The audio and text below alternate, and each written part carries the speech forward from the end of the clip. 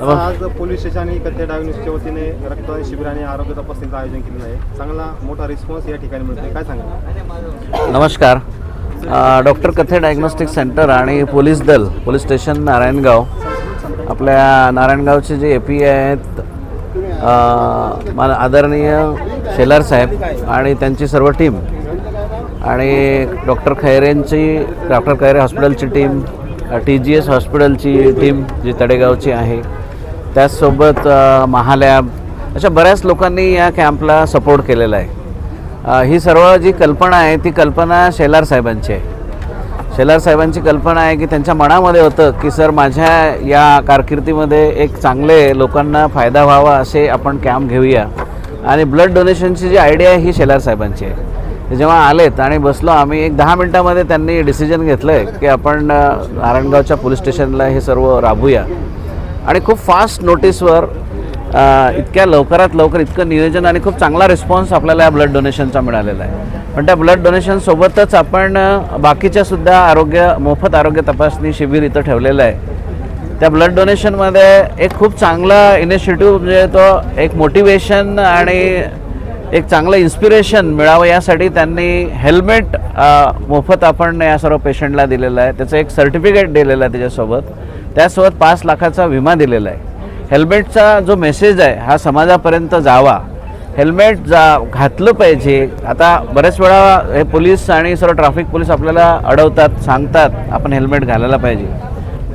आणि 5 लाखाचा जो विमा आहे तो 5 लाखाचा विमाचं जे नियोजन आहे ते नियोजन इतकं चांगलं आहे की एक वर्षभरामध्ये जर त्या पेशंटला कुठे इजा पोचली, काय ॲक्सिडेंट झाला तर त्याचे सर्व जे आरोग्य तपासणी आहेत, हॉस्पिटलचा खर्च आहे, त्या याच्यामध्ये इन्शुरन्समध्ये तो कवर होईल. जेव्हा आपण काही डोनेट करतो समाजाला तर त्याचा एक फार मोठा लोकांच्या समोर आदर्श निर्माण होतो आणि तो शेलार साहेबांनी आपल्या सर्वांच्या समोर ठेवलेला आहे. त्यांच्या विनंतीला मान देऊन डॉक्टर कथे डायग्नोस्टिक सेंटर, डॉक्टर पिंकी कथे यांनी म्हटले की आपण एक ब्रेस्ट कॅन्सर स्क्रीनिंग मोफत आपण आपल्या या पोलीस स्टेशनमध्ये राबवूया. आणि जुन्नर तालुक्याला याची प्रचंड गरज आहे, कारण की सर्वात जास्त कॅन्सरचे पेशंट्स आपल्या तालुक्यामध्ये होतात. 7 महिलांवर एका महिलेला कॅन्सरचा धोका असतो. पण त्या महिलांच्या शेवटी डेथ होऊन जाते, त्यांना माहीतसुद्धा पडत नाही आयुष्यभर की त्या महिलेला कॅन्सर झालेला आहे. जे आज स्क्रीनिंग होणार आहे त्या स्क्रीनिंगमध्ये जे काय गाठी येतील त्या गाठी, ॲबनॉर्मल गाठी ज्या आहेत त्या नेमक्या कशाच्या आहेत, त्या कॅन्सरच्या आहेत की दुधाच्या गाठी आहेत की पाण्याची गाठ आहे, याचं आपण डिटेक्शन आपल्या डॉक्टर कथे डायग्नोस्टिक सेंटरमध्ये समोरच्या ज्या मशीन्स आहेत, मॅमोग्राफी आहे, सोनोमॅमोग्राफी आहे, CT स्कॅन आहे, MRI, याच्यामध्येच याची टेस्ट होते. आणि त्यासोबत काही पॅथॉलॉजिकल टेस्ट असतात. पण हे कॅन्सर सर्जन सांगतील.